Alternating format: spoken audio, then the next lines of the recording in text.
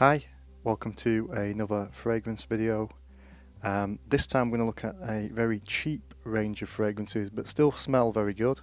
They're all from the British clothing house and fashion house of Next, which, if you're not aware, is kind of a company that's on the same sort of level as Zara, H&M, Top Man, those sort of companies. Sort of general, company where you'd buy jeans and t-shirts without spending a massive amount of money, maybe just for sort of everyday use. Actually, Next is Britain's biggest retailer of clothing, bigger than Marks and Spencer's apparently. But anyway, they do some good fragrances, and I'm just going to show you what I think are my top 5 from the current range into summer of 2007 that I have at this time. Now, one thing to bear in mind with high street companies is they do change their ranges quite a lot, so there is the possibility that by the time you watch this video, some of these fragrances may be sadly discontinued. But here's the 5 that we are going to look at today, and we start off with one I've got here, which is quite a small bottle because it's only a 30ml. I tend to buy 30ml from high street ones because I'm not going to use them all that often. I tend to wear them for work, so once they're gone, I don't really replace them, so there's no point really spending masses on them, although they are all cheap. But I will buy sort of the smaller ones because, like I say, I'm not going to wear them all that often, a few days a week to work, but nothing for special occasions or anything of that nature. And this first one we're going to look at is called Marble. It's from the Urban Elements range, and it's along these sort of similar lines of, I wouldn't say Creed Aventus because it doesn't smell particularly pineapple-y, but it has sort of some similarities to one of the Creed Aventus copies, which is Armaf Club de Nuit Intense Man. From United Arab Emirates, should I say. It's a very pleasant fragrance, kind of daytime, but you could wear it out on night. It has a similar sort of vibe. It doesn't smell exactly the same, but it has some of those similar sort of notes in that respect. Very nice, and also, cheap. You look at this kind of size, 30ml costing about £8. 100ml only about £12. Now moving on to number 4. This is a Summer Aquatic, a very clean scent, smells again like a sort of modern classic. This fragrance, which we'll just move in here, is called Tropic, and the notes are bergamot for the top notes, heart of geranium and sage, and the base is patchouli and incense. Now, on the face of it, you might not know what they represent, but all of those notes are pretty much exactly the same notes that are found in Acquadigio Profumo.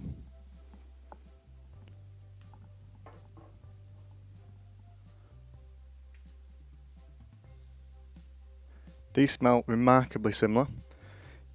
I would go as far as saying Next have copied Profumo in their attempts here to produce a clean, aquatic summer fragrance that would be great for, afternoon events and the office. Very nice smell, and it's a quarter of the price of Profumo. Doesn't have the same performance as Profumo, which you can imagine, because it is only 25% of the actual outlay that you'd have to buy it, but it smells very similar, very good, and if you keep applying it with an atomizer, not many people, I don't think, are going to be able to tell the difference between these two. Next up, we have this guy here, Next Signature. This is one of the Next fragrances that's been around for quite a long time. It's probably been in their range for, could be anything up to a decade. They keep redesigning it and repackaging it, but essentially it's the same thing. To me, Signature smells very much like a fragrance which is now sadly discontinued, and that is Paul Smith Story. It's a sort of fruity fragrance. Has a hint of sort of pineapple, but it's not along this sort of Aventus kind of ilk. It's something a little bit different. It has some sort of green elements to it as well. And again, it's a very sort of pleasant fragrance, as you would expect from this line. Top notes are bergamot and pepper, and it's got lavender and jasmine in the heart with moss and sandalwood in the base, which are completely different notes really to the aforementioned Paul Smith Story, but it does smell very similar. Can't put my finger on exactly why, but as soon as I smelled this I thought, that reminds me of Story, which I used to wear about 9-10 years ago, which unfortunately you can't get anymore unless you pay through the absolute nose on eBay, but you can go to Next and pick this up for about £8, or you can spend about £12 to get 100ml. This is only a smaller one again, but I probably will buy another bottle of this when it runs out. Now we move on to number 2 on this list of 5, and this one is called Stone. Again, it's another one like Marble, which comes from the Urban Elements range, which is a newer range for Next. This has top notes of pepper and bergamot. In fact, most of these Next fragrances seem to have bergamot in top note for some reason. The heart is geranium and lavender, and the base is cedar. Now, this, to me, is the nearest clone of Dior Sauvage I've ever smelt. Side by side, they smell pretty much identical. This is probably 90 to 95% the same fragrance. Again, it's a fraction of the price.